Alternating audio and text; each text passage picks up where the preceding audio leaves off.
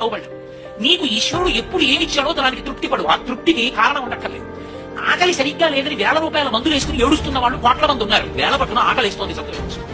దాహం వేస్తే మంచినీళ్ళు లోపలికి వెళ్ళక మధ్యలో కన్నం పెట్టి గొట్టం పెడితే ముక్కులు వచ్చి పోసుకుంటున్న వాళ్ళు ఉన్నారు.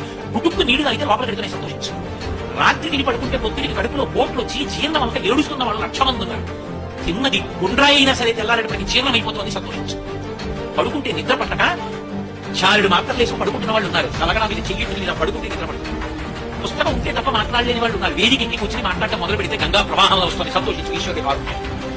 కొంతమంది కూర్చోలేని వాళ్ళు ఉన్నారు, కూర్చుంటున్నావు. నడవలేని వాళ్ళు ఉన్నారు, నడుస్తున్నావు. చూడలేని వాళ్ళు ఉన్నారు, చూస్తున్నావు. వినలేని వాళ్ళు ఉన్నారు, వింటున్నావు. ఈశ్వరుడు నీకు ఇచ్చిన దానికి ప్రతి క్షణం తృప్తితో ఓలలాడిపోవాలి. ఎన్ని మాటలు చెప్తావు. అది మానేసి ఎప్పుడు ఏదో పోయిన దాన్ని కలుసుకుని ఏడవడం కాదు. వచ్చేదాన్ని ఊహించుకుని అలా జరిగితే బాగుందని కలువలు ఎగరేయడం కాదు. ఇప్పుడు ఇక్కడ నీకు ఈశ్వరుడు వర్తమానంలో ఏమిచ్చాడో దానితో తృప్తిగా ఉండడం అలవాటైతే వాడిని మించిన భాగ్యవంతుడు లేడు. అదే ధర్మం.